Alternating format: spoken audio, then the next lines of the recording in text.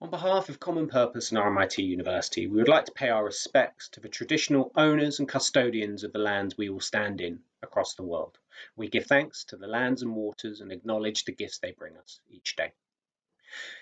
You're at a critical and hugely exciting moment of your life where you transition out of university, out into the world and out into the world of work. And for some of you, for many of you, this will be the first time you've left education since you started when you were a little kid. For others of you, you will have had the opportunity already to go into your careers and may have studied already. And now you'll be embarking on your second or third or even fourth career. But nonetheless, for all of you, now is an opportunity to stop, reflect, and take stock on what have been the pivotal moments and people that have made you who you are today and how they've shaped your beliefs, your values, your ambition, your aspirations, your passions, and your purpose as you go out into the world. So we'd like to invite you to take this moment to reflect and take stock before you dive out into the busy world that you are heading into. And we'll do that through a reflective activity called The Leader You've Become. And we're going to do that by looking back over your life through the analogy of a river. So if you think of your life as the start of a river's life, so rivers start, come out of a spring, small piece of water, grows into a stream, grows into a river, swings, meanders over time, has waterfalls, rapids, various other features. We're going to think of your life in the same way, and we're going to think about what have been the moments that have shaped your river and have made it go faster, have been moments of great calm and tranquility, when have been moments of change and turbulence, the rapids and the waterfalls. And really think about what have been the moments where your life has suddenly taken a turn, where your river has suddenly turned 90 degrees and you've gone in a very different direction. Why did that happen and where did that take you? So on a piece of paper, you're going to draw this. It's very much a drawing reflective activity.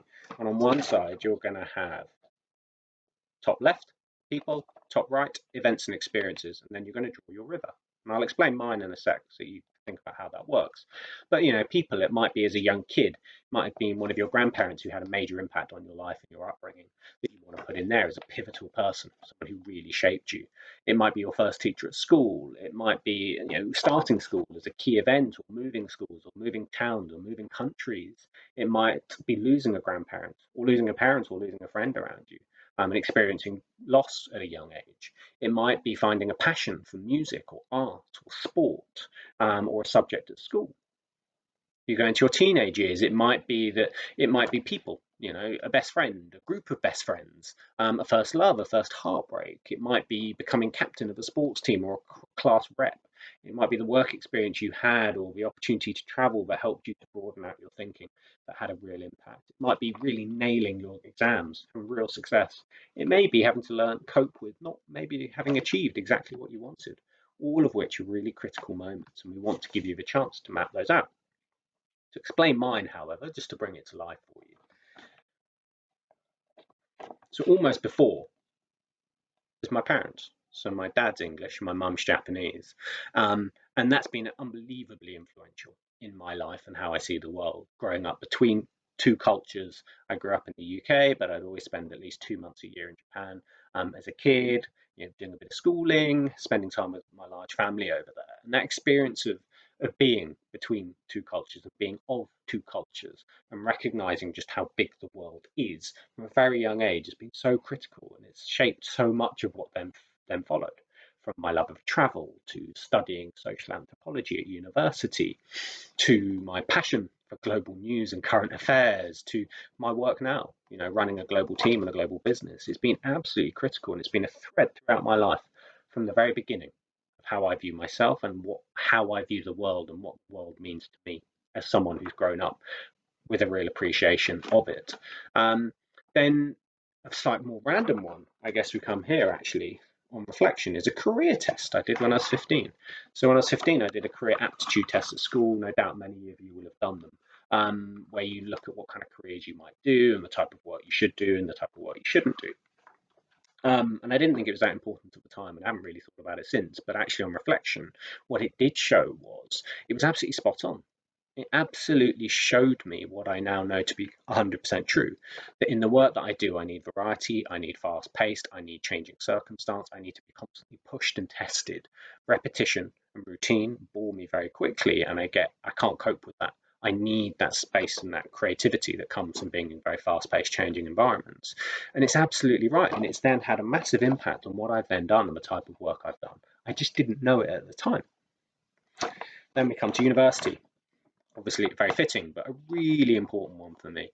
A real formative experience, moving from growing up in a small countryside rural town, going to a big city 500 miles away, studying with people from all over the world, from very different walks of life, different backgrounds, huge diversity, energy, difference, scary, totally out of my comfort zone, and being pushed from a sort of small countryside bubble and being in school where I never tried very hard. I just sort of coasted along in the middle, never achieved much, didn't get, that wasn't what drove me, but it was all very easy, to then being somewhere where the bar was just so high and I was having to work with, engage with people who were just stretching me so much.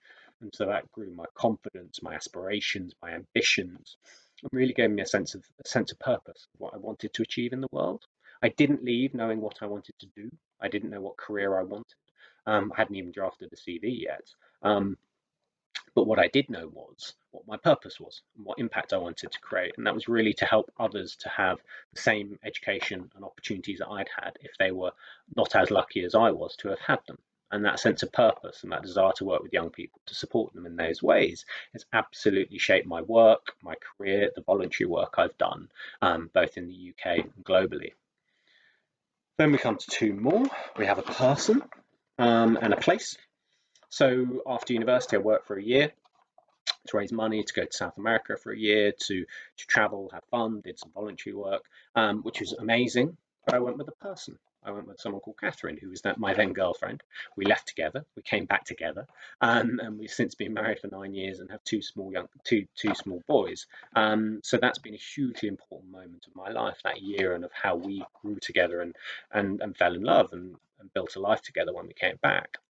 Then work. Got back, the final piece here, walked into a recruitment agency, said I don't have any money, I need a job. Ideally it'd be purpose-led and I could do something relating to young people, but honestly I'll do anything. They offered me a 2-week temp job at an organisation called Common Purpose. Never heard of it, didn't care frankly, just wanted to get started. And 13 years later, 9 promotions, I'm still here and I'm loving it, and it's taken me in ways that I never thought it would, and I'm growing and developing constantly and being tested in so many ways. But I think the important point here is that often, on reflection, coincidence and luck often can be just as important. You can plan that river as much as you want, but it will go its own way at times, and you've got to be open to that and go with that and see where it takes you. So I'd invite you all to do the same thing now. People on the top left, events and experiences on the top right, and then draw that map, draw that river. How has your life grown? What's happened? What have been the people, the events, and the experiences that have shaped you? When has your life suddenly changed direction, with the river changing direction? When has there maybe been turbulence and change, put in a waterfall, maybe some rapids? When's it been bigger? When's it been smaller? When's it been going fast? When's it been going slow? And really think creatively about those experiences. And then when you finish and you get to where you are today, look back and think about what are some of those recurring themes? What are some of those things that constantly are happening or influencing your life as you go through it? Because they're hugely important to who you are and your beliefs and your values and your ambitions and aspirations and your sense of purpose and what you want to achieve in the world, as are the moments of great change when your river changed course. How did that come about? What impact did it have?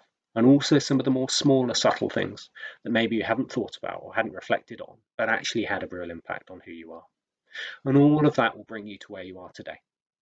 And as you graduate and as you go out into the world, that next chapter is yours to write. So you can think about, decide where you want your river to go next. And you can think about the people that you're going to go on that journey with and who you're going to need to help you go on that journey. And think about what other kind of experiences that you want to have and create for yourself or seek out to enable you to grow and to have the opportunity to create what you want to create of your life, to live the kind of impact and purpose you want to live, and to really find a way of taking what matters to you, having reflected on your life, and ensure that you're continuing to live it ahead. So I wish you the very best. I hope you find this a useful activity and it helps you think about what has been and then think about what could be next. So we wish you the very best luck. Thank you.